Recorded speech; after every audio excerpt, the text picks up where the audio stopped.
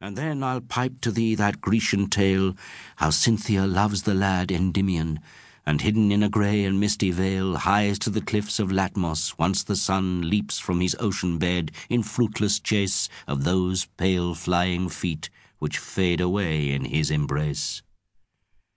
And if my flute can breathe sweet melody, we may behold her face who long ago dwelt among men by the Aegean sea, and whose sad house, with pillaged portico and friezeless wall and columns toppled down, looms o'er the ruins of that fair and violet cinctured town.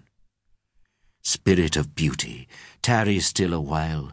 They are not dead, thine ancient votaries. Some few there are to whom thy radiant smile is better than 1,000 victories.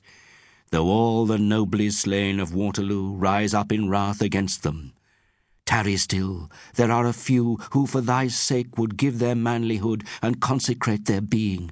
I at least have done so, made thy lips my daily food, and in thy temples found a goodlier feast than this starved age can give me, spite of all its new-found creeds so sceptical and so dogmatical. Here not Cephissus, not Ilissus flows, the woods of white Colonus are not here. On our bleak hills the olive never blows.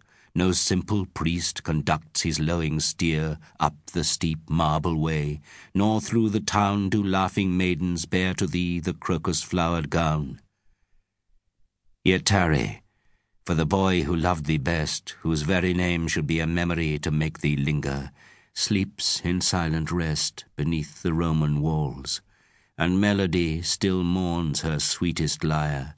None can play the lute of Adonais, with his lips song passed away. Nay, when Keats died, the Muses still had left one silver voice to sing his threnody. But too soon of it we were bereft, when on that riven night and stormy sea, Panthea claimed her singer as her own, and slew the mouth that praised her, since which time we walk alone. Save for that fiery heart, that morning star of re-arisen England, whose clear eyes saw from our tottering throne and waste of war the grand Greek limbs of young democracy rise mightily like Hesperus and bring the great republic. Him at least thy love hath taught to sing. And he hath been with thee at Thessaly, and seen white Atalanta, fleet of foot, in passionless and fierce virginity, hunting the tusked boar. His honeyed lute hath pierced the cavern of the hollow hill, and Venus laughs to know one knee will bow before her still. And he hath kissed the lips of Proserpine, and sung the Galilean's requiem. That wounded forehead dashed with blood and wine he hath discrowned. The ancient gods in him have found their last, most ardent worshipper, and the new sign grows grey and dim before its conqueror. Spirit of beauty, tarry with us still. It is not quenched, the torch of poesy.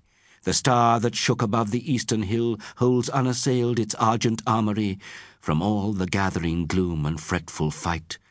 O tarry with us still, for through the long and common night, Morris, our sweet and simple Chaucer's child, dear heritor of Spenser's tuneful reed, with soft and sylvan pipe has oft beguiled the weary soul of man in troublous need, and from the far and flowerless fields of ice has brought fair flowers meet to make an earthly paradise.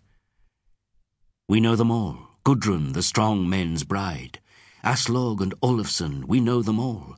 Our giant Grettir fought and Sigurd died, and what enchantment held the king in thrall when lonely Brynhild wrestled with the powers that war against all passion. Ah, how oft through summer hours, long listless summer hours, when the noon, being enamoured of a damask rose, forgets to journey westward, till the moon, the pale usurper of its tribute, grows from a thin sickle to a silver shield, and chides its loitering car.